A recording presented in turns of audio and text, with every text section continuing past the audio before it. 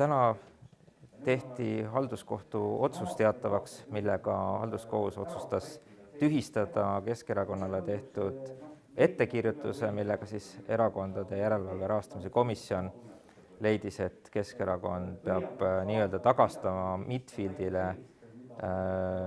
annetuse, mis siis seondub Midfieldi poolt esitamata jäetud arvetega. Kohus tegi väga põhjalikku tööd ja see peamine probleem, millele kohus ettekirjutust tühistades keskendus, oli see, et komisjon ei ole piisavalt teinud uurimustööd ja ei ole kogunud tõendeid ega välja selgitanud piisavalt hästi neid asjaolusid, mis seonduvad siis nende pika ajaperioodi jooksul siis osutatud teenustega.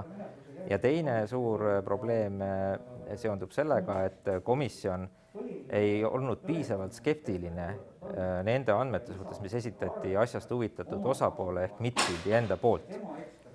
Ja need andmed jäeti nii-öelda kolmandast sõltumatust allikast piisavas ulatuses üle kontrollimata. See on see pool, mis viis ettekirjutuse tühistamiseni.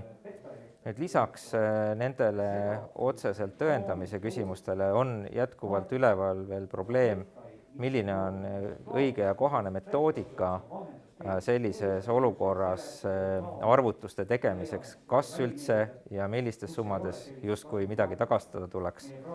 Ja selles osas peame kohtuotsust veel põhjalikumalt analüüsima ja kohtuotsus on päris pikk ja põhjalik, et täna kindlasti siin veel mingid lõplikke seisukohti me avaldada ei saa, et mis puudutab vaidluse võimalikku jätkumist.